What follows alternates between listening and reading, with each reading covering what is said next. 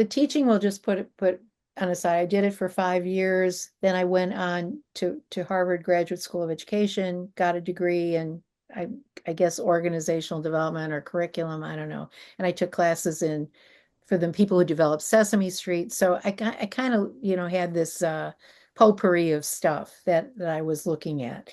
And then did some consulting, ended up in this think tank, which is what led me to traveling all over the country, doing teacher training. And I think what I really liked and what I was good at, I'm a really good teacher. I'm a really good imparter of information.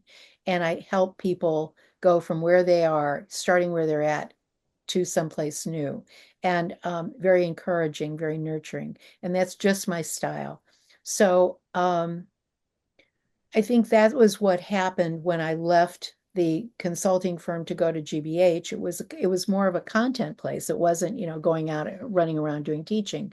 But what it did teach me and what it did open up for me was how learning can be lots of fun. And media really opens up a whole world of knowledge. And it can excite and entertain, but also inform. And that was what the whole work with learning media did. When we started thinking of it, and this idea had been sitting on a back burner before I even got there, and nobody was developing it, but the technology was developing, and we were starting to look at things like metadata and how you can put things, how you can organize and have hierarchies. And all of this stuff was new, but it started making lots and lots of sense when you looked at what was in this archive. There was just so much that could help people learn, help kids learn, and what you could have work for a third grader could also work for an eighth grader if you change the narration.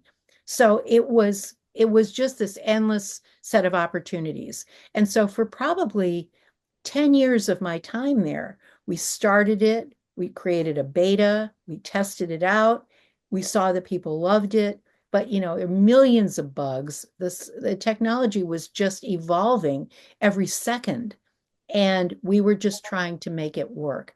And I can't even tell you the number of resources that are up there right now, but thousands and thousands. And there was competition. There was competition from Discovery, which was bigger. They had a lot deeper pockets than we did. So we were really charged with finding money to create whatever we were going to put up there. And we organized things by category, by educational. So it would be social studies and language arts and math and science and, just early childhood. And we were cutting and pasting from all of the shows. And then we said, wait a minute, why are we just doing that? Why don't we hook up with museums? And why don't we hook up with other archives? And that's what we did.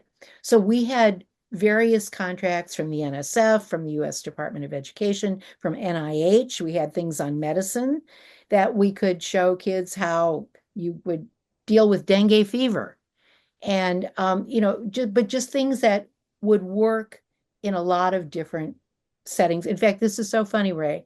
I was in the car and I was listening to NPR, and I said, why does that voice sound so familiar to me?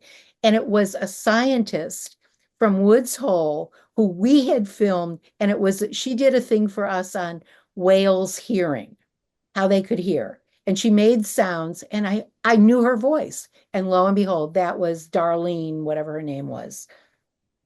So, it was very, very, very exciting to be at this cutting edge of education where we were making content accessible to teachers and students and families and student teachers, and it was free. It was free. So that was the other, mission thing. We all were, we are public broadcasting. We don't cost. So, but we did have to raise money to make it and to keep it running and to fix things when they broke.